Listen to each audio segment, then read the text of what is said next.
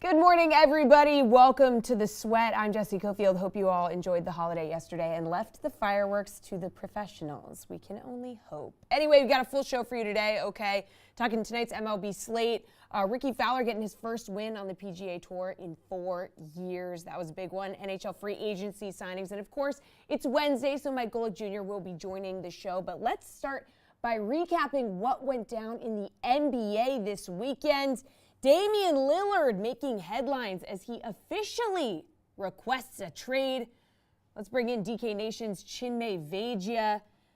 All right, Chinmay, I mean, after 11 seasons with the Trailblazers, Dame wants out. Now, allegedly, he specifically wants to go to Miami. Now, the Heat already lost Vincent and Strus. It's being reported that Hero is the centerpiece of this trade deal. Miami looking to get like one or two other teams involved to satisfy Portland because Hero's not enough for them. Is there enough value out there for the Blazers? What do you think? I've heard a lot of talk over the last few days, seen a lot of talk over the last few days of the Trailblazers not having enough or not getting enough from the Heat individually to make a two-team deal work with just the Blazers and the Heat. And even our own Jeff Pratt talked about that. And I somewhat agree. I don't think the Miami Heat package going back to Portland will be overwhelming or in fair value to what Damian Lillard is as a basketball player. But you also have to realize that there probably isn't going to be fair value in return for Portland here. This is not going to be like the Rudy Gobert trade. This is not going to be like the Kevin Durant trade with Brooklyn.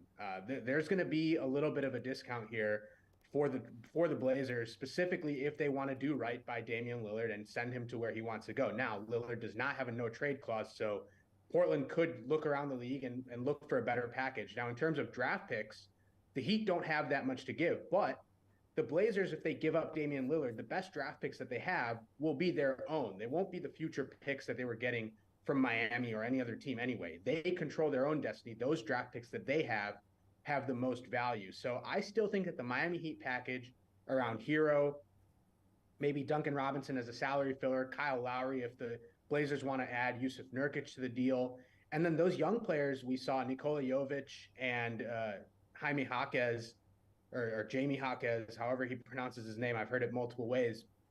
I think all that is a good enough package for Portland, along with some future draft picks, to be comfortable sending Damian Lillard to where he wants to go.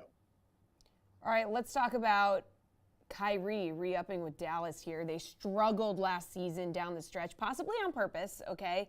But how do you see a Luka-Kyrie pairing over the course of a full season? I mean, they only went 5-11 when they both played together last year.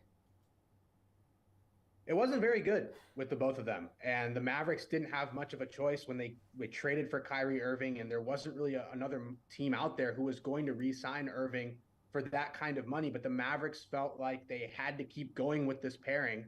And this is a little bit of a warning sign to the rest of the league. When you draft a player of Luka Doncic's caliber, you know, the Spurs are about to go through this with Wembanyama. 6 years later, are the Mavericks really in any better of a position than they were when they first brought Doncic into the franchise? And it's hard to say that the answer to that is yes.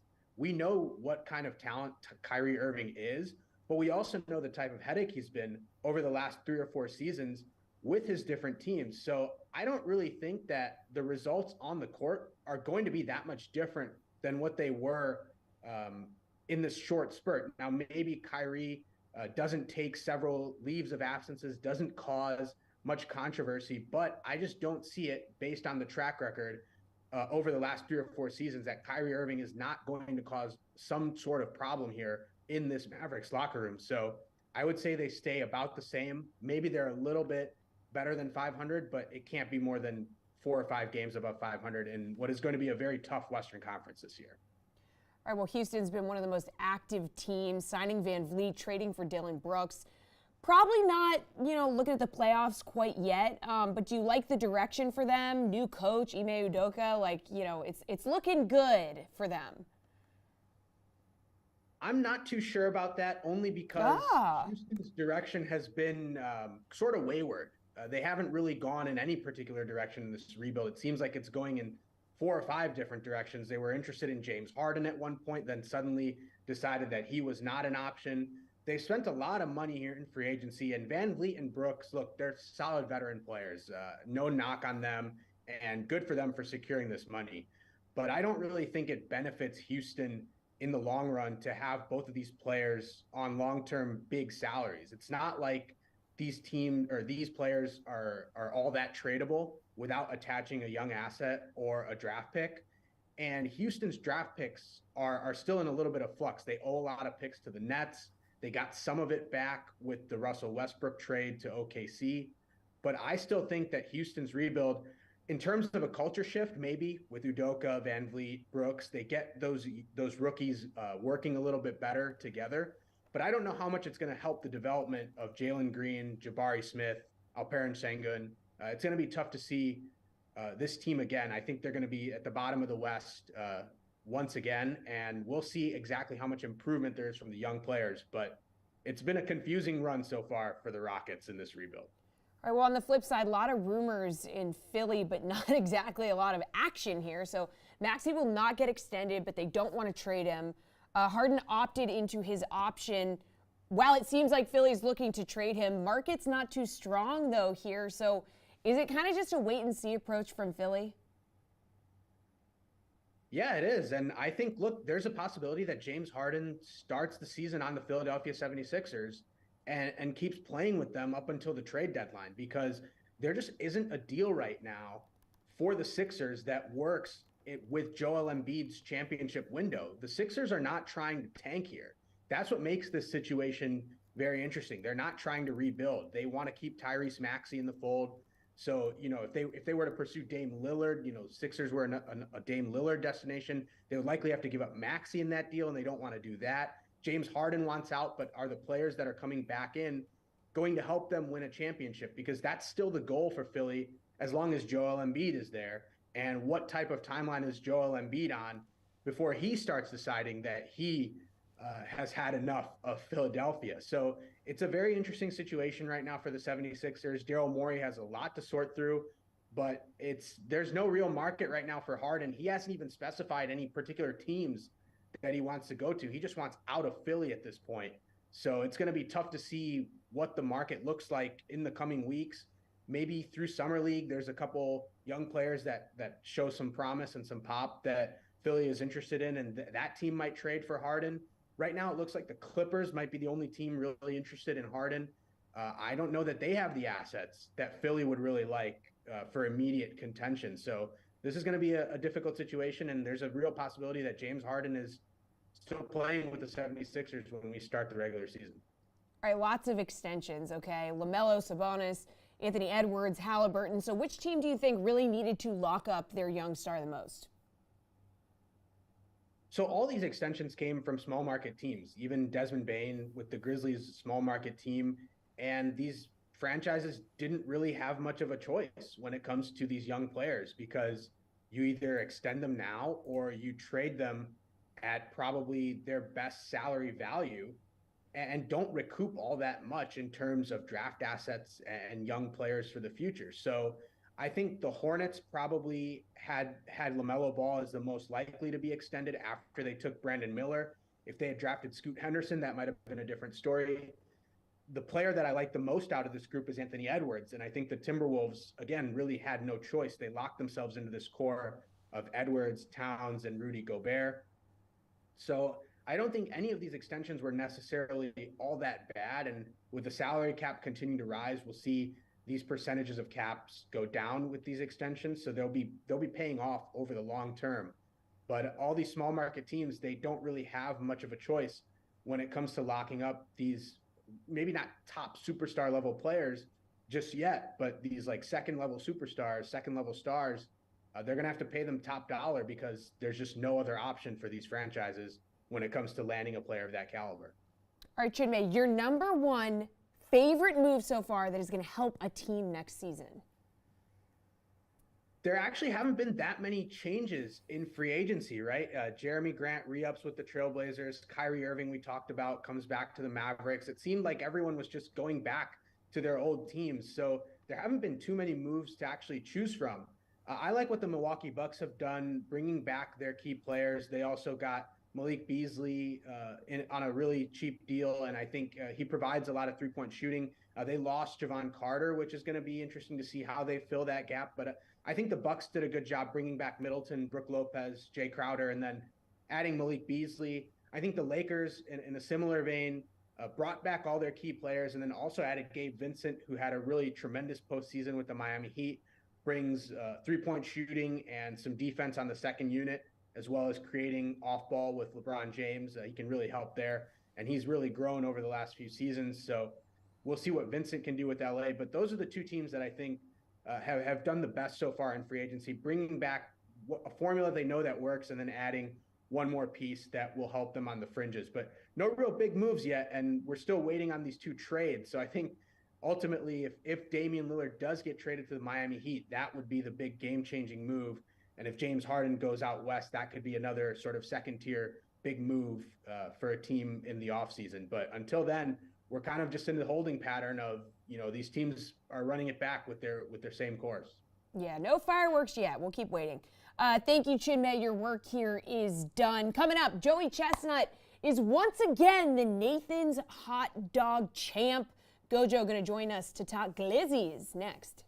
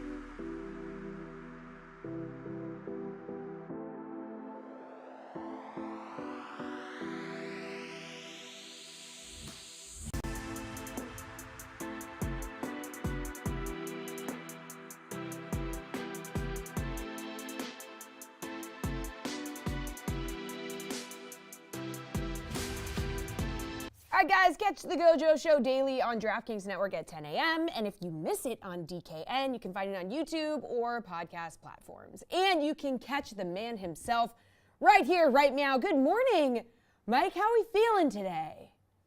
I'm feeling good. This is one of the first 5th of Julys in a while where I'm not violently hungover and feel like death. So all in all, feeling pretty strong walking into the rest of the work week. That is a win. Let's talk about some people who probably feel pretty bad today. Mickey Sudo and Joey Chestnut, both taking down another championship at the Nathan's Hot Dog Eating Contest. Not without some drama, okay? Contest almost called off due to weather. Turns out, it happened anyway. Amazing. Luckily pulled through, put on a show. You've called this event. You've eaten a lot of hot dogs in your life. Is there anything more American than this event? And seeing it in person and seeing people just shoving hot dogs down their throat, what's it like? It's a great slice of Americana. It's a reminder of what we can be as a proper nation, Jesse, because you're right. For a little bit, we had to flirt with the idea that one of our national institutions was not going to be here to usher in really what I think for a lot of people is the sign that summer is truly officially here. No disrespect to the solstice, but this is when the party gets started, and that party does not start until Joey Chestnut walks in, the now 16-time hot dog champion, including his second 8-peat, his second career 8 straight mustard belt run. So, yeah, I think this just builds the folklore, too, because people are going to be on him because the dogs were down this year, nowhere close to his record of 76. The weather was a factor, obviously. As you get ready to call this contest, Jesse, the one thing you hear constantly the eaters refer to is, well, hopefully the dogs are fast because temperature factors into that, humidity factors into that.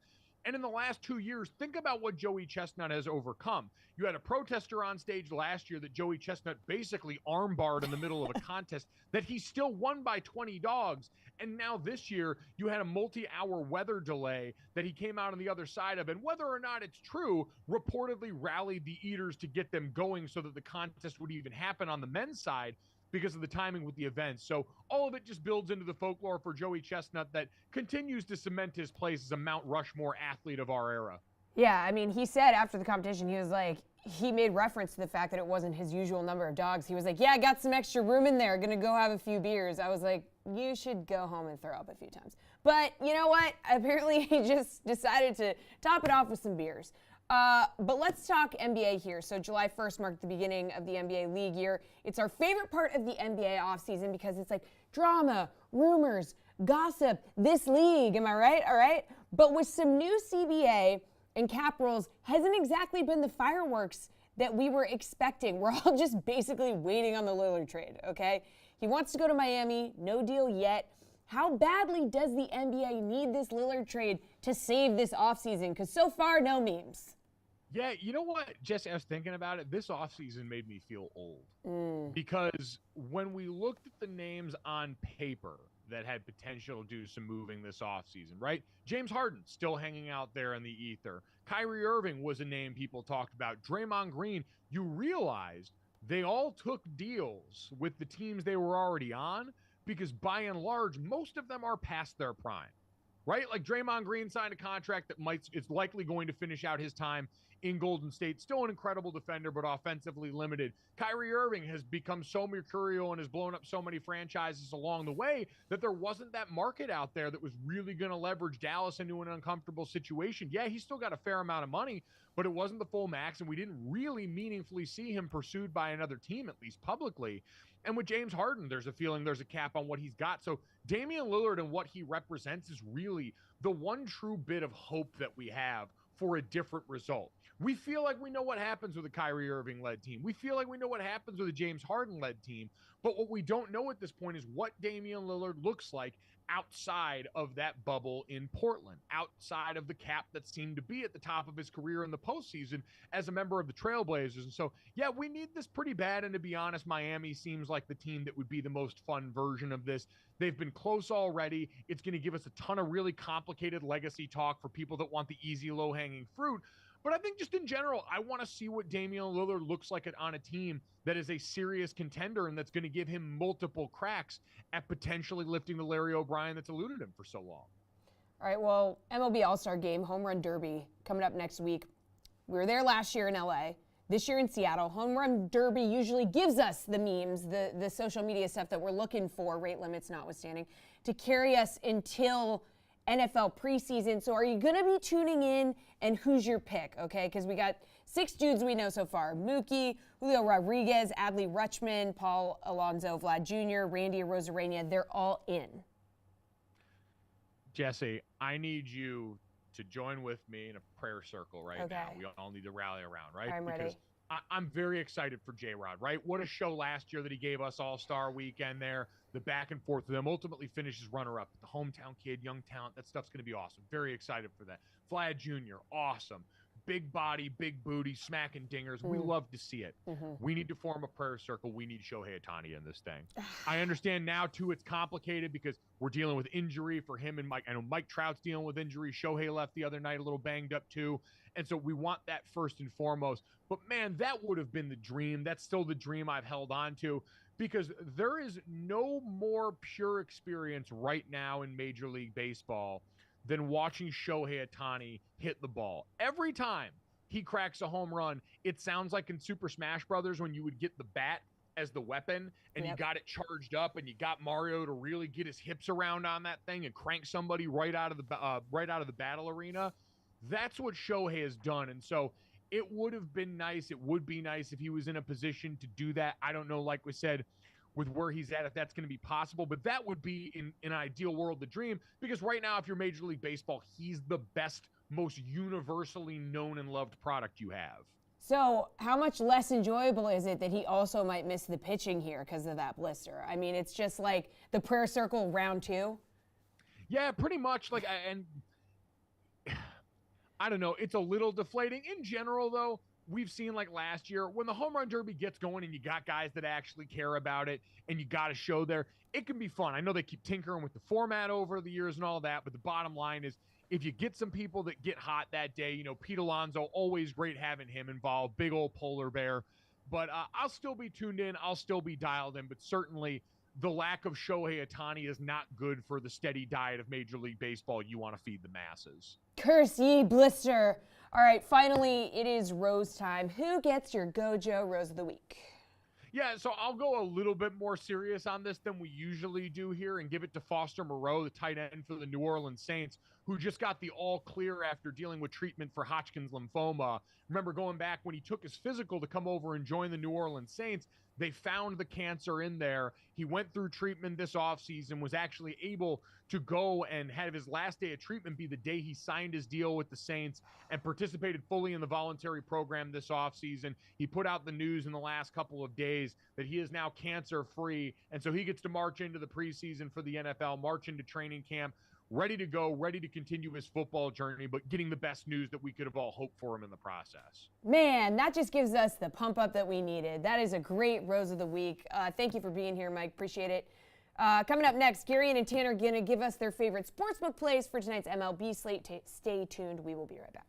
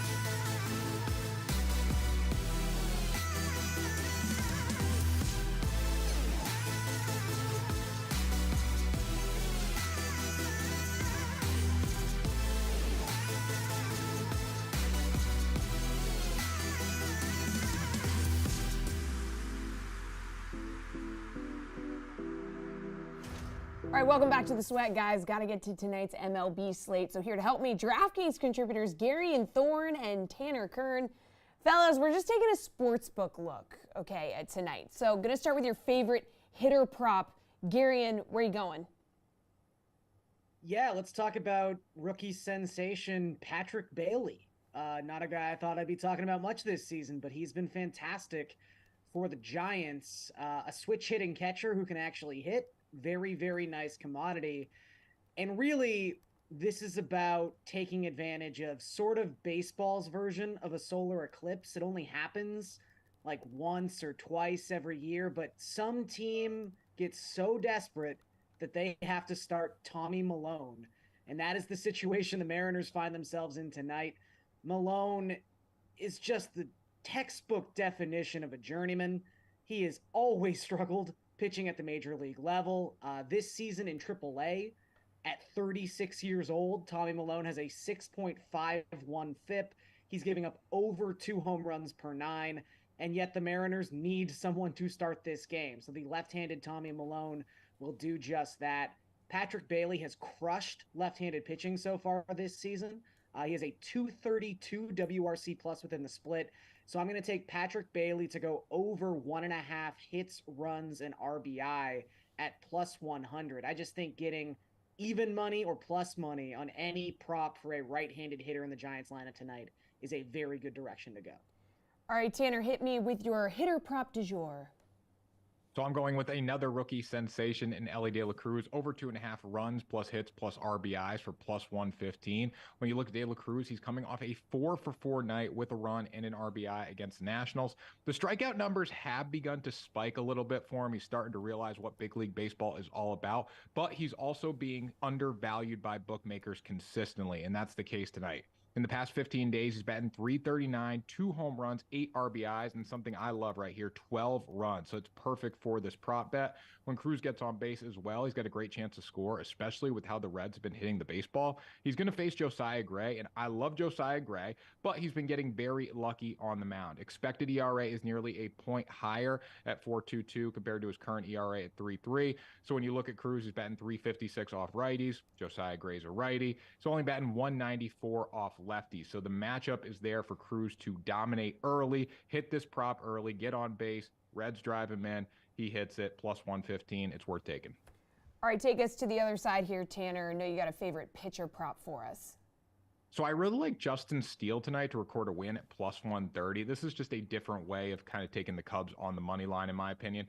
Justin Steele's been fantastic this season. 2.43 ERA, his whip's just over 1. And when he takes the ball, the Cubs tend to come out, hit the baseball, and win games. He's 9-2 on the season in 15 total starts, so doesn't have that many no decisions in there. And the key for Steele to win this game is by leaving with a lead. He's only allowed 3 homers in 85 innings, which is something I look at for pitchers. If they can keep the ball in the yard, they always give their team a chance to win, especially in today's MLB climate where it's all about home runs and strikeouts. The Brewers do have one of the worst offenses in baseball right now. They're 29th in average at 229. They're 24th in runs. So I think Steele's going to have a lot of opportunities to get strikeouts tonight, get outs, and leave this game with a lead. On the other side, the Cubs offense has to hit the ball for him to come through with a win here. And I think they have a great chance against Adrian Hauser. His expected ERA is a 4.16. Batting average for balls in play is the highest of his career at 3.31. So with that being said, all the numbers are pointing to Steele to get the win tonight for plus 130. Jared actually did an interview with Justin Steele. You'll see that on the Tuesday Takeover with Jared Carabas, so make sure you tune in for that. Gary, and probably didn't do an interview with the pitcher you're taking. No, but if I had a chance, like if you were putting odds on which pitcher I have probably talked to, Mike Soroka, not a bad bet. He is Canadian. He's from British Columbia. It's really far away. But still, Soroka, not regarded as a strikeout pitcher. He's really struggled since coming back into the Braves rotation. It's a great story. Hadn't pitched since 2020 due to all these injuries, but hasn't looked amazing in his opportunities. And yet, when scrolling through the strikeout props this morning on the DraftKings Sportsbook, I don't know, 3.5 to go over that number at plus 115. I know it's the Guardians. I know the Guardians don't strike out a lot. But even the worst strikeout rate team in baseball still strikes out about 18 to 20% of the time. Like, if Soroka can pitch 5 or 6 innings in this game, I think he just goes over this prop through sheer attrition. It's not like he hasn't done it before. His last start, his best start so far at the major league level in 2023, not a high bar, went 6 innings against the Marlins, struck out 7. He's got 53 strikeouts in 54 innings at AAA this season. Again, he's not Justin Verlander by any means, but Soroka is someone who, if he can just pitch 5 or 6 innings, if he can survive that long against a pretty underwhelming Guardians lineup, I just think he gets 4 strikeouts just out of sheer osmosis. All right, Gary, and how about your favorite game total bet? Where are you going for this one? So, generally speaking, betting the under in Red Sox games has been a bad idea this season. However, I will be taking the under in the Red Sox Rangers game tonight. It's set at 10, which I understand. Fenway Park, the Rangers are arguably the best offense in all of baseball, but these are two really good starting pitchers. I mean, Brian Bayo, I was saying it back in early May. Like, I know the surface numbers are bad, but when you look at the first 2 starts Bayo had this season, it was coming off the IL and then a weird Patriots Day game where he had to start at 11 a.m. If you eliminate those 2 starts, he has a 2.33 ERA so far this season. He held a no-hitter into the 8th inning in his last start against the Marlins. Then you've got John Gray, who has a 1.99 ERA pitching on the road in 2023. He's allowed 1 earned run or fewer in 7 of his last 9 trips to the mound. Again, I respect both of these offenses, but I just think a total of 10 is way too high when you consider how good these 2 starting pitchers are. And also, the under has hit in the Red Sox 5 of their last 6 games at Fenway Park. So I wouldn't be too afraid of just the specter of Fenway and how many runs can be scored in that ballpark. The under's been hitting more often than not. All right, Tanner, what about you? Favorite game total bet? Yeah, great minds think alike, Gary. And I'm going to take a little different version of it. I'm going to go under 5 in the first half of the Red Sox-Rangers game. When you look at both pitchers, this is the reason to take the under. I'm not so afraid of the runs being scored at Fenway tonight just because of how good these pitchers have been. John Gray's only allowed 67 hits and 87 innings of work this season. He's also been really successful getting out of jams. He's leaving 80.4% of runners on base, which is the best of his career. It's 10% higher than last season. And we look at Brian Bayo in the past month. He's been fantastic. A 2.14 ERA. Opponents are batting just 174 off him this season in the past month with 33 total innings there. He's been so good, and I think both pitchers are going to continue to ride this momentum, and we're going to see a lot of defense tonight. We're going to see a lot of great pitching, and under first 5, you're betting on these starting pitchers, so it's worth taking. All right, Tanner, what about your best game bet overall? What do you think? So I'm going to stick with Garion's team here in a way. I'm going with the Blue Jays on the money line tonight against the White Sox. And I just want to say Lance Lynn's been bad this season. He hasn't been as bad as his numbers have shown. I do think he gets a little extra pushback from people, but he has not been good by any means. He's has a 6.47 ERA. He's allowed 108 hits and 2 home runs per 9 innings this season. He just has not been good. The Blue Jays are top 10 in batting average and hits this season. They haven't been able to take advantage of a lot of their chances, but they should be able to against a pitcher like Lynn, who's allowed 20 earned runs in his past 5 starts. I don't love betting on Jose Barrios necessarily, but this White Sox offense just has not been good. They're only hitting 234 off righties this season. They've been a lot better off lefties, so that favors Barrios. And then Toronto's offensive advantage combined with Lynn's inconsistency, it just makes sense to take the Blue Jays on the money line here for -120. Just makes sense, Gary. And are you going with the Blue Jays here? Can't do it. I'm going to bet on another underwhelming team, though. Let's talk the New York Mets. Yeah, the Mets. They've won 3 games in a row. Plan the parade route, Uncle Steve. They've looked better, though. Like, again, you're looking for any signs of positivity if you're the New York Mets right now. And I think the fact that they are only -105 on the money line tonight, obviously they're on the road in Arizona, but I just don't trust Tommy Henry. I think that's mainly the point to take away from betting the Mets tonight is Henry's got a 5.33 FIP so far this season. He's walking almost 4 batters per 9. He's giving up almost 1.6 opponent home runs per 9. He doesn't strike out anybody. Tommy Henry is just not the archetype of pitcher that I generally find myself trusting. Now, Senga has also been walking everything that moves in 2023. However, he offsets that with elite strikeout rates, and he's looked pretty good in his last 8 starts, specifically an ERA hovering just above 3, a strikeout rate above 30%. The Diamondbacks also have been slowing down a little bit at home as of late. They're just 1-4 in their last 5 home games straight up. So giving the Mets as slight road underdogs tonight. All right, good stuff, guys. Thank you so much. Appreciate the time. Your work here is done. Plenty of signings going down during NHL free agency, unlike the NBA. So we're going to break them down with AJ Schultz and Paul Bruno coming up next.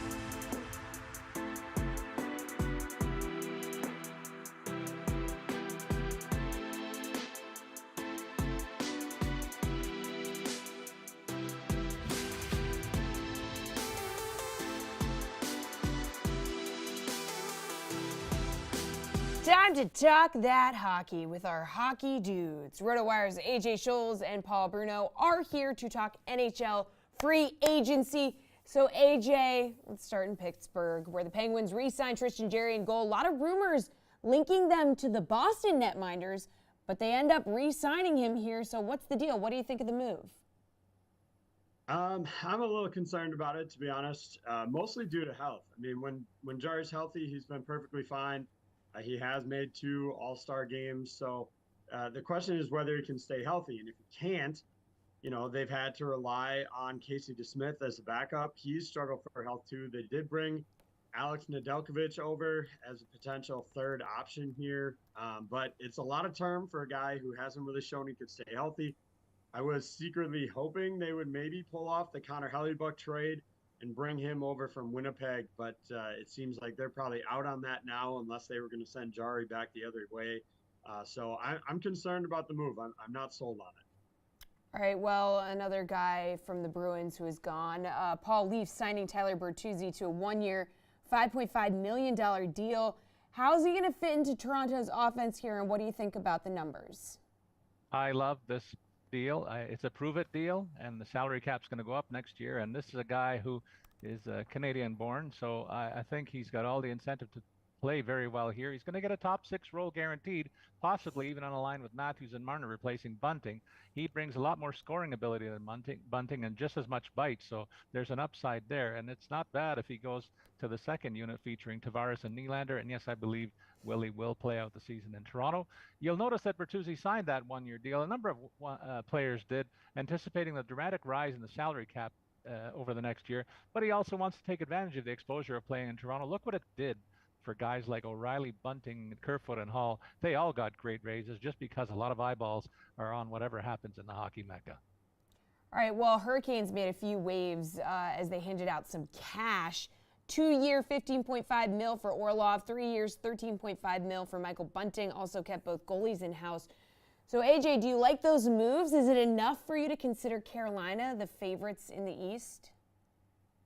Well, I think they were probably the favorites in the East without some of those moves. I mean, they went ahead and brought back Jordan Stahl as well. Don't sleep on that move for them to get him signed. The concern for me out of those deals is the Orlov contract. It's a little too high for me.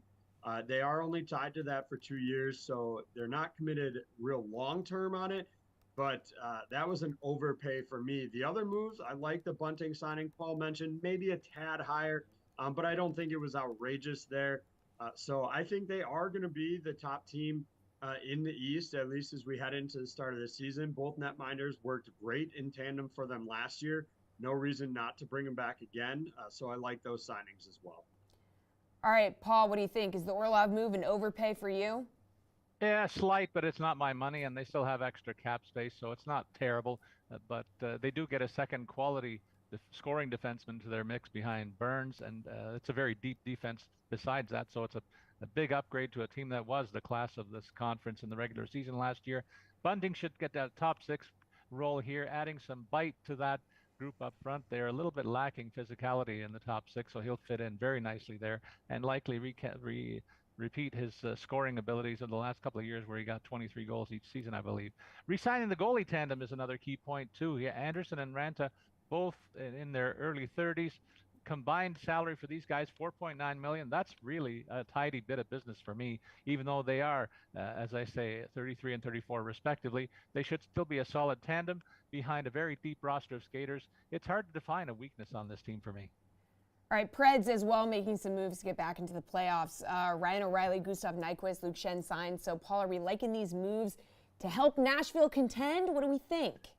I don't know what they're up to in Nashville, Jesse. They have a lot of money committed to dead cap space, more than any team in the league, and yet they went on a signing spree, including the signing of a couple of these guys. O'Reilly, I got to look at him. I mean, solid player, but he's in his early 30s as well, and he's lost a bit of a step from his best days in St. Louis. So I think it's a bit of an overpay, and I think they shouldn't be committing this kind of term when they already have an issue with that dead cap space. So I'm not liking all the range of moves that they made. This is not a team that's expected to contend, and yet they went out and spent like drunken sailors a little bit over the last few days.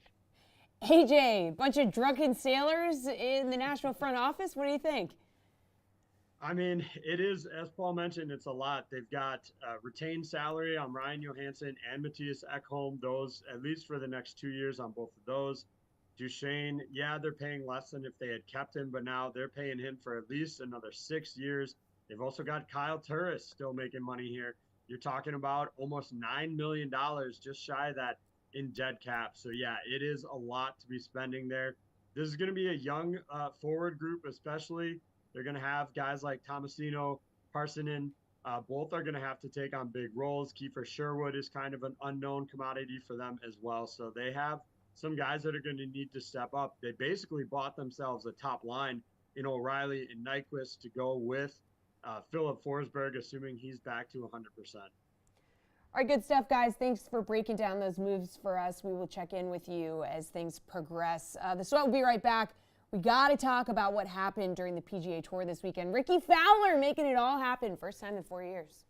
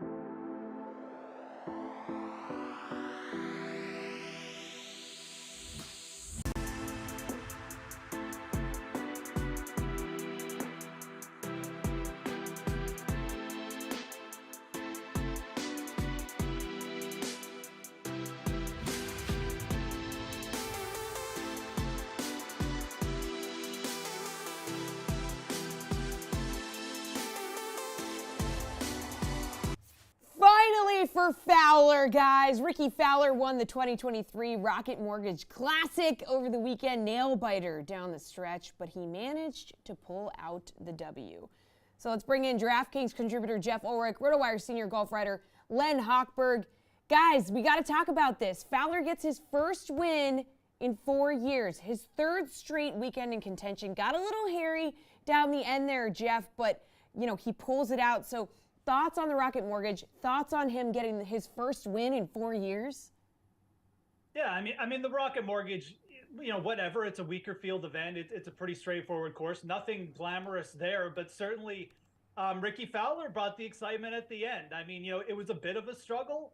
You know, he kind of blew it at the end, if we're being dead honest. He had like a 4-foot birdie putt that probably would have put him in the lead without having to go to a playoff. But you know what? Ricky was resilient, and he needed this kind of win. He needed to come in and beat a weaker field. And, you know, I think that Ricky Fowler's been leading up to this for all season. The comeback is there. He's putting probably the best he's putted over since about 5 years ago.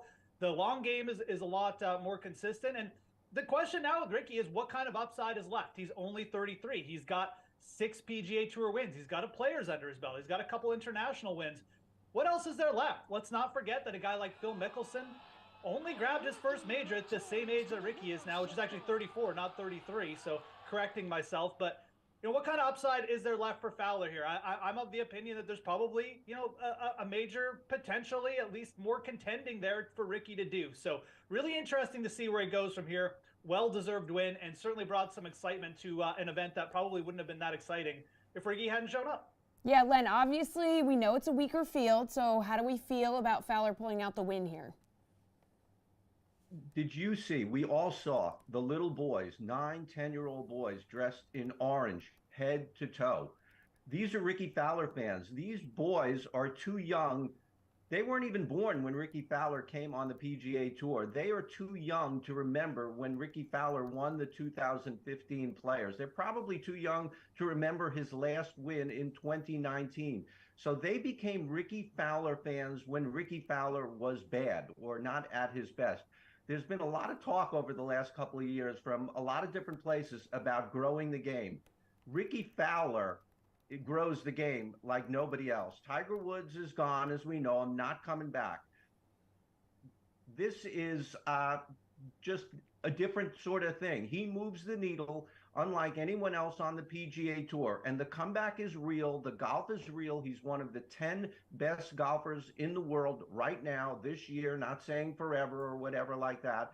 But this is what helps the PGA Tour. This is the most important win on the PGA Tour this year. Yes, we have a Masters. Yes, we have a US Open. We have those every year. We don't have Ricky Fowler becoming relevant every year. He is relevant again. Nobody can grow the game like him. He is the most important player on the golf course right now. This was, and I will push back a little on Jeff because Colin Morikawa was in that playoff. He's pretty darn good. Yes, well, it was I mean, he used to be good, Len, but I mean, you know, whatever. But no, I mean, kidding aside, look, Ricky Fowler it's a great point by Len. There's so few genuine players at the top on the PGA who will come out and interact with fans now. Fowler is like the one guy who does that on a consistent basis, no matter what he does. So Len's right. You know, regardless of the quality of field, we could argue that for days, but it's just a huge win for the PGA. They need more players like that. There are few on the tour that move the needle, like Len said, like Ricky. All right, well, guys, let's talk about this week. John Deere Classic. It's not the strongest field, okay, but Adam Hadwin, he was in the playoff during the Rocket Mortgage. Is he the golfer at 9,500 or higher that you're going to be targeting this week, Len? Yeah, actually the John Deere, not to keep harping on fields and stuff, but they have 9 top 50s, which is their best since 2011 or 12. So they've got a little bit of a boost from moving 2 weeks before the Open. But Hadwin, yeah, you know, interestingly enough, I would have liked if you would ask me a couple of weeks ago, where's Hadwin going to play? Well, the Rocket Mortgage or the John Deere. He's a better fit for the John Deere. He's not a long hitter, but he was right there last week. So I do think he has a good shot this week. There are a couple other guys that have been circling the leaderboard. All these guys are in one place now. Denny McCarthy Eric Cole, even Adam Schenk. I think, Russell Henley, of course, he is one. I like all these guys a little bit more than Hadwin this week, but I think it's going to be really interesting. These second-tier golfers, with a bunch of them going for their first win. All right, Jeff, okay, John Deere confirmed not the weakest of the weak fields. So which guy 9,500 or higher do you like? I mean, I think this field is really interesting too, and really the reason it's so interesting, it's not even really a quality thing. It's just how the top of the bracket breaks down here on the salary structure, especially on DraftKings. You have two groups of players. You have the momentum players, guys searching for their first wins: Eric Cole, Denny McCarthy, Adam Schenk, and then you have these sort of what I would call pedigree veterans, guys who have won, who just look a little discounted. Hanley. Well, Cameron Young hasn't won, but I would put him in that group because he feels like he's won. Hadwin and Chris Kirk we'll get to in a bit, but it kind of almost feels like a week where you're almost siding with one of these groups. I like Adam Hadwin quite a bit this week. I have no reason to go away from him. Gaining multiple strokes on approach. The putter showed up last week, gained over 9 strokes on approach, or on the greens, excuse me, at Detroit Golf Club. Hadwin's just a savvy player, and at these birdie fests, it's a guy who shot 59 on the PGA Tour. Yeah, the John Deere sets up well for Adam Hadwin. So I think at 9,800, you can't ignore him. Certainly, if you want to play one of those other players, Denny, Eric Cole, they're fine too. I just think they're a little bit more volatile. They're a little bit priced up now. Hadwin, to me, above 9,500 is absolutely fine in price this week, and certainly a player I would not fear rostering at all. Jeff, how about someone in that $8,000 to $9,500 range, which Len mentioned was a very interesting area to be looking at? Yeah, the exact same thing that I said for Hadwin applies to Chris Kirk this week. T17 last week, gained over 5 strokes on approach. What is Chris Kirk doing at 9,300 in this field? If you had put Chris Kirk at like 10,500 this week, I really don't think anyone would have blinked an eye. He's a 5-time winner. He's already won on the PGA Tour this year. He beat Eric Cole, who's now priced above him for some weird reason. Chris Kirk is a fantastic wedge player. He leads this field in proximity from 125 to 150 yards. And his approach was on point last week. If the putter wakes up, Chris Kirk is absolutely going to challenge for a top 5. No questions asked here. 9,300 to me is the best value on the board. And at 8,800, I really like the chances for Steven Yeager as well. This is a player who's won 6 times against Korn Ferry Tour fields. This field isn't as weak. Admittedly, that's a bit of a stretch for me to say that, but it's not that dissimilar from a Korn Ferry Tour field. Yeager's played really well. He gained 4 strokes on approach last week. He played well at this event last season, just couldn't buy a putt. I like him quite a bit at 8,800 too. All right, Len, you said this is a really interesting tier, so who do you like?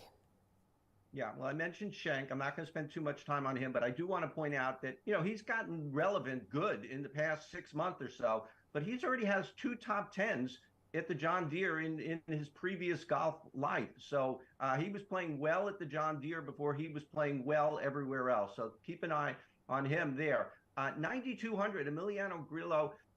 He was the runner-up here last year, and he wasn't able. He's a better putter now. He won earlier this year because his putting has really improved. So, he might be the best guy in this field right now. There are so many of these, could be maybe best guy. And I'll give you one more lower down, 8,600. Sepp Straka has not had the best season by any means, but he's starting to turn it around a little bit. He's making cuts more significant, more consistently, and he's just still a great approach player, and he's still one of the 9 top 50s in this field. He's still one of the best golfers in this field. He's a little bit underpriced to me. All right, Len, speaking of underpriced, hit us with a value play, someone below 8K. Yeah, Mark Hubbard is 7,700, and I may have mentioned him a couple of weeks ago. He's missed his last 2 cuts, and one of the hardest things for me and maybe for Jeff and for everyone who does what we do is to come back to a guy the week after he burned us, the week after he didn't do what he thought he would do. He's missed 2 cuts in a row. That's the ebb and flow of the PGA Tour. Mark Hubbard is a great approach player, top 20 in strokes gained approach on the season on the PGA Tour. Do I think he's going to miss a 3rd straight cut? No. Does he have to win? Not at $7,700. And $7,200, Patton Kizzire. Again, he's not having a great season, but he plays well here. 16th last year, 11th the year before. I'm really, really big on my course history after Troy Merritt last week had missed 14 straight cuts, but came in and got a top 20 at a place he always plays well at the Rocket Mortgage. All right, Jeff, who's your value play?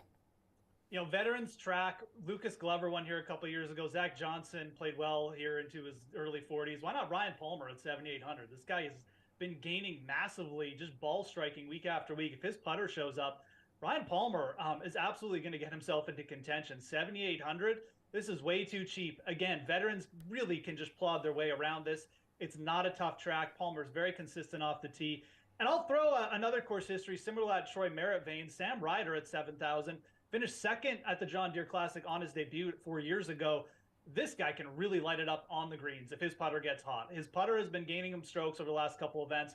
The approach game hasn't been that great, but he did actually improve in that area at Detroit. It would not shock me if Sam Ryder at 7,000 popped up this week. I like him just for a low-owned, GPP big field tournament play. All right, Jeff, real quick, who is your pick to win the John Deere? I'm going to keep it simple. I just think Chris Kirk is undervalued, and I think Chris Kirk is playing better. I'm going to go with him. Len, who you going with? Eric Cole, there's so many of these. Shank, McCarthy, Henley. Eric Cole, great birdie or better over his last 24 rounds. Aggressive player. Like him this week. All right, good stuff, guys. That is all the time we have for today. The Sweat will be back tomorrow morning at 11 a.m. Eastern, and I will see you then.